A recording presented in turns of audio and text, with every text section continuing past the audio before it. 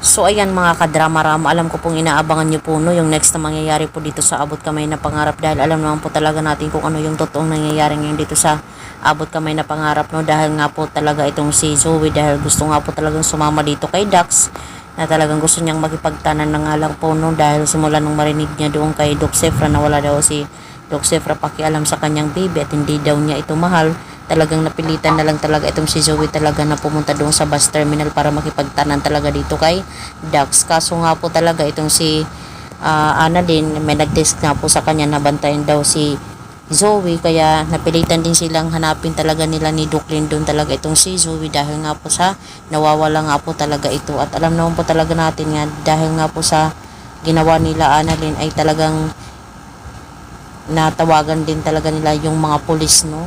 Tapos itong si Dax talaga ay dahil nga po ito ay pinaghahanap nga po talaga siya ng otoridad dahil nga po sa kanyang kasalanan, dahil nga po sa nangyari doon sa birthday ni Annalyn no, doon sa isla na kung sa or doon sa yate na kung saan sana i-celebrate yung birthday ni Annalyn, kaso hindi nangyari dahil nga po sa ginawa talaga ni Dax, di ba? Imbis na wala na siyang kasalanan, pero dahil po sa ginawa niya, sumunod siya doon kay Moira, ay napahamak po talaga itong si Dax. Kaya ngayon talaga ay nahanap siya ng otoridad. Kaya ayan, ngayon talagang inano pa niya, hinostage pa talaga niya itong si Annalyn no, ni Dax, dahil wala naman po talaga siyang ibang way para makaalis doon. Kaso pinapalibutan na kasi siya ng mga pulis eh. So yung problema ngayon ay itong si Doc Carlos, dahil ayaw nga po talaga niya dito kay Dax para kay Zoe, talagang tinawagan niya yung kanyang sniper talaga no, na magaling para talaga sabihin na pabarilin na talaga niya, ipapatay na talaga niya itong si Dax.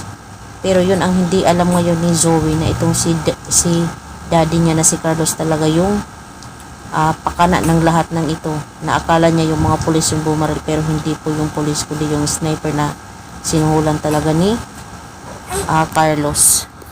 So itong si Dax ay talagang mapapahamak, pupunta ng hospital, magpi 50-50 po talaga siya. Kaya tingnan na lang po talaga natin mga kadrama no, kung mabubuhay pa talaga itong si Dax. Kaya sobrang maghihinagpis talaga itong si Zoe talaga kung ano man talaga yung posibleng mangyari kay Dax. Possible nga po si Dax ay mamaalam nga po no, talagang sobra talagang masasaktan itong si Zoe dahil nagmamahalan nga po talaga sila ni Dax. Yun lang talaga, hindi talaga siya matanggap talaga ng kanyang pamilya dahil doktor po siya at saka isang kriminal yung magiging tatay ng kanyang anak. Pero para kay Zoe, sabi pa nga niya, tapos na yung mga ginawa ko lahat-lahat para ma-please ako ng mga tao, ngayon pipiliin ko naman yung sarili ko. Kaso yun ang nagka-problema dahil nga po sa naabutan po siya ng mga pulis, diba? Talagang sabi ni Zoe na, Dax, mahal ko, bakit mo kami iniwan ni baby, sana hindi mo kami iwan, please gumising at lumaban ka. Si Dax nga po pa ay tuluyan ng mamamaalam mga kadrama, kaya tingnan na lang po talaga natin, possible talaga mabuhay pa rin talaga si Dax dahil meron pa rin talaga siyang purpose, diba? So yun lang po mga kadrama, abang-abang na lang po tayo sa next na mangyayari dito sa Abot Kamay na Pangarap. So yun lang po, bye bye.